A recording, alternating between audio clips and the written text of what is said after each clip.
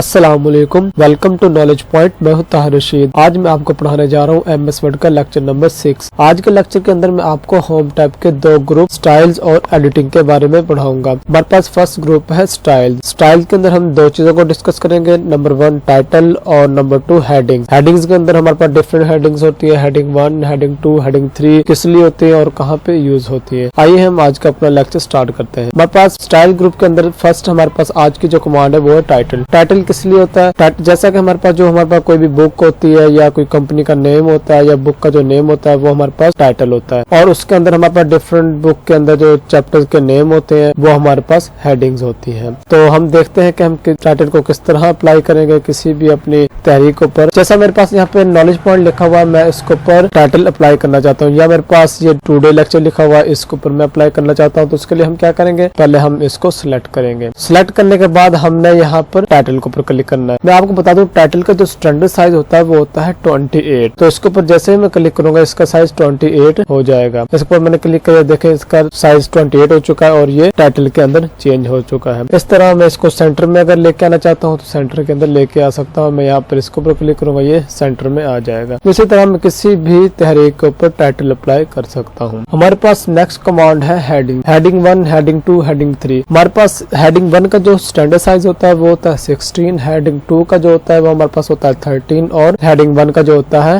12। और जो हमारे पास नॉर्मल जो हमारे पास जो अंदर मवाद हम टाइपिंग के लिए यूज करते हैं उसका जो साइज होता है वो होता है 11। अब हम देखते हैं हम किस तरह किसी भी टाइटल के ऊपर या किसी भी चीज के ऊपर हेडिंग अप्लाई करेंगे। उसके लिए हम क्या करेंगे, हम उस अपनी तहरीर या अपने वर्ड को हम सिलेक्ट करेंगे। सिलेक्ट करने के बाद हम उस हेडिंग 1, हेडिंग 2, हेडिंग 3 के ऊपर क्लिक कर देंगे। तो मैं यहाँ से टुडे लेक्चर को यहाँ से सिलेक्ट कर देता हूँ। सिलेक्ट करने के बाद हम हेडिंग 1 के ऊपर क्लिक करेंगे। जैसे ही मैं हेडिंग 1 के ऊपर क्लिक करता हूँ, ये देखिए हेडिंग 1 के अंदर ये चेंज हो चुका है, यानी इसका साइज ये देखें 16 हो चुका है। इसके ऊपर मैं कोई कलर भी अप्लाई कर सकता हूँ और कोई स्टाइल भी अगर मैं बोल्ड करना चाहता हूँ इसको बोल्ड भी कर सकता हूँ या टैली करना, जो मैं व्हाटएवर जो भी मुझे जरूरत है वो मैं कर सकता हूँ। उसके बाद हमारे पास नेक्स्ट ऑप्शन है हेडिंग 2। हेडिंग 2 के ऊपर मैं क्लिक करूंगा तो ये हेडिंग 2 के अंदर चेंज हो जाएगा। हेडिंग 2 का हमारे पास साइज क्या होता है 13 या 13 आ चुका है। इस तरह मैं इसको किसी भी हेडिंग के अंदर चेंज कर सकता हूँ। उसके बाद अगर मैं इसको हेडिंग 3 अप्लाई करना चाहता हूँ इस पे तो वो भी मैं कर सकता हूँ। अगर मैं किसी और पे भी करना चाहता हूँ तो वो भी कर सकता हूँ। चले मैं यहाँ पे नॉलेज पॉइंट भी कर लेता हूँ। सबसे पहले हम उसको सिलेक्ट करेंगे। सिलेक्ट करने के बाद हमने हेडिंग 3 के ऊपर क्लिक करना। जैसे ही मैं हेडिंग 3 के ऊपर क्लिक करे, ये देखें नॉलेज पॉइंट का साइज 12 हो चुका है, यानी वो हेडिंग 3 के अंदर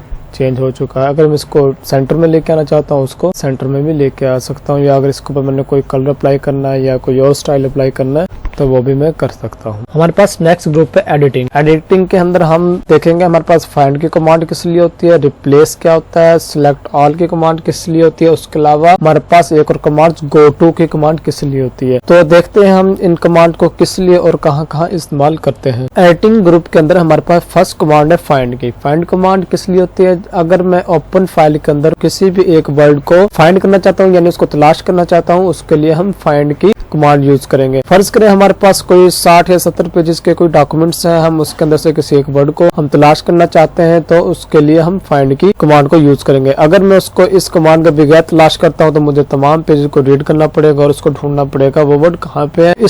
मैं अपने टाइम वेस्ट किए बगैर इस चीज से बचने के लिए हम फाइंड की कमांड यूज करेंगे। उसके लिए हम क्या करेंगे, हम सबसे पहले यहाँ पर फाइंड के ऊपर क्लिक करेंगे। फाइंड के ऊपर क्लिक करने के बाद हमारे पास एक यहाँ पे लेफ्ट साइड पे एक न्यू एक पेज ओपन होगा जिसके अंदर डिफरेंट ये ऑप्शन शो हो रहे हैं। उसके अंदर यहाँ पे नेविगेशन का जो पेज है, तो यहाँ पे मैं उस वर्ड को यहाँ पे टाइप करूंगा जिसको मैं ढूंढना चाहता हूँ, ये जो भी वर्ड है जिसको मैं तलाश करना चाह रहा हूँ उसको मैं यहाँ पे इस बॉक्स के अंदर टाइप करूंगा। मैं यहाँ पर किसी एक वर्ड को टाइप कर लेता हूँ, यानी मैं यहाँ पे वीडियो वर्ड को यहाँ पे टाइप कर लेता हूँ। मैं यहाँ पे वीडियो टाइप करता हूँ और उसके बाद हम क्या करेंगे, ये देखिए जैसा ही मैंने यहाँ पे वीडियो ये मैंने टाइप किया है और यहाँ पे मेरे पास पैराग्राफ के अंदर जहाँ पे वीडियो लिखा हुआ है वो हाईलाइट हो चुका है। इस तरह मैं अपने किसी भी वर्ड को आसानी तलाश कर सकता हूँ, चाहे वो मेरे पास 50 पेजेस हो चाहे वो 100 पेजेस हो, तमाम पेजेस के अंदर से मैं अपने वर्ड को तलाश कर सकता हूँ। नेक्स्ट कमांड है हमारे पास रिप्लेस के। रिप्लेस की कमांड किस लिए होती है, ओपन फाइल के अंदर हम अपने डॉक्यूमेंट्स के अंदर से किसी भी एक वर्ड को चेंज करना चाहते हैं या उस वर्ड की जगह पे किसी और वर्ड को यूज करना चाहते हैं तो उसके लिए हम रिप्लेस की कमांड यूज करेंगे। फर्ज करें मेरे पास कोई 50 या 60 पेजेस मैंने टाइप किए हुए, उसके अंदर मैंने एक वर्ड यूज किया हर जगह पे वीडियो। मैं चाहता हूँ उस वीडियो वर्ड की जगह पे मैं कोई और वर्ड यूज करना चाहता हूँ, यानी मैं उस जगह पे वहाँ पे मूवी लिखना चाहता हूँ, तो मैं उसके लिए रिप्लेस की कमांड यूज करूंगा।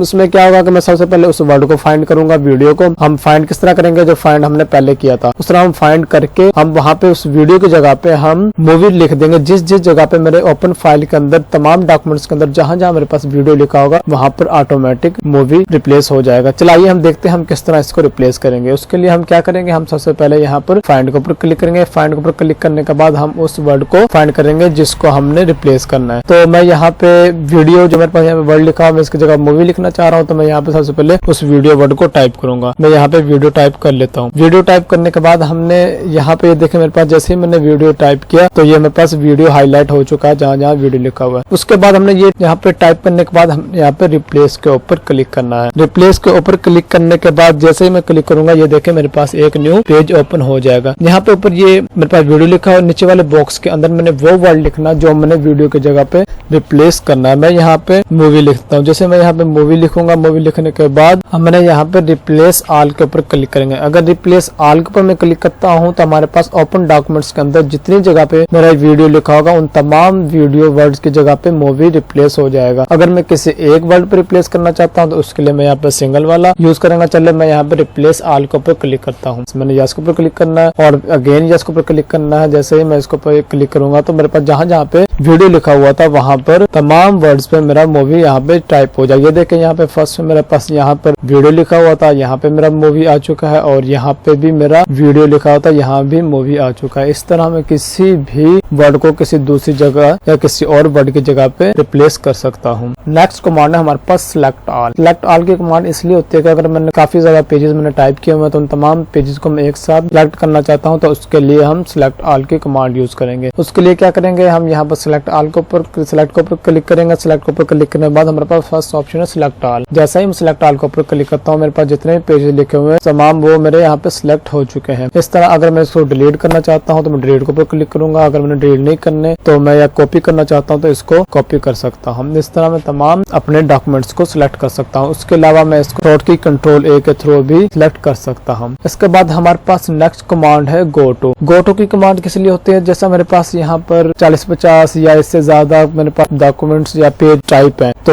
मैं इसके अंदर से डायरेक्ट किसी एक पेज के अंदर जाना चाहता हूँ। मैं अगर अभी मैं जैसे कि यहाँ पे फर्स्ट पेज के अंदर हूँ और मैं डायरेक्ट 9 पेज के अंदर जाना चाह रहा हूँ तो उसके लिए हम क्या करेंगे, ये देखें मेरे पास यहाँ पे अभी यहाँ पे फर्स्ट पेज है, ये जो मेरा कर्सर आपको शो हो रहा होगा। अब मैं डायरेक्ट 9th पेज के अंदर जाना चाह रहा हूँ तो उसके लिए हम क्या करेंगे, हम यहाँ पर फाइंड के ऊपर क्लिक करेंगे। फाइंड के ऊपर क्लिक करने के बाद राइट साइड में जो छोटा सा एरो बना हुआ है हमने इसके ऊपर क्लिक करना है। जैसा ही मैं इसके ऊपर क्लिक करूंगा हमारे पास ये कुछ ऑप्शन शो होंगे। इसमें लास्ट वाली ऑप्शन है गो टू। हमने गो टू के ऊपर क्लिक करना है। गो टू के ऊपर क्लिक करने के बाद हमारे पास एक ये पेज ओपन हो गया। अब यहाँ पर जो ये हमारे पास ये बॉक्स बना है इसके अंदर मैंने वो पेज नंबर एंटर करना है जिस पेज पे मैं जाना चाह रहा हूँ। मैं यहाँ पे 9 एंटर कर देता हूँ। अगर मैं 10 एंटर करूंगा तो मैं 10 पेज के अंदर चला जाऊंगा। अगर यहाँ पे 9 करता हूँ तो मैं 9 के अंदर चला जाऊंगा। मैं 9 एंटर करने के बाद उसके बाद हमने गो टू के ऊपर क्लिक करना है। जैसे ही मैं गो टू के ऊपर क्लिक करता हूँ ये देखे मेरा पेज 9 ओपन हो चुका है। ये देखे लेफ्ट साइड पे आप यहाँ पे मेरा आपको यहाँ पे कर्सर नजर आ रहा होगा, यहाँ पे भी 9 आ चुका है। इसी तरह मैं किसी भी पेज के अंदर जा सकता हूँ। अगर मेरे पास यहाँ पर 50 पेजेस होते और मैं 49 के अंदर जाना चाह रहा हूँ तो मैं 49 के अंदर जा सकता था। लेकिन उसके लिए कंडीशन ये है कि जिस पेज के अंदर आप जाना चाह रहे हैं वो उतने पेज आपके पास पहले टाइप या पहले पेज ओपन होने चाहिए। तो अगर आपके पास इतने पेज ओपन नहीं होंगे और आप वहाँ पे एंटर कर देंगे तो इस तरह वो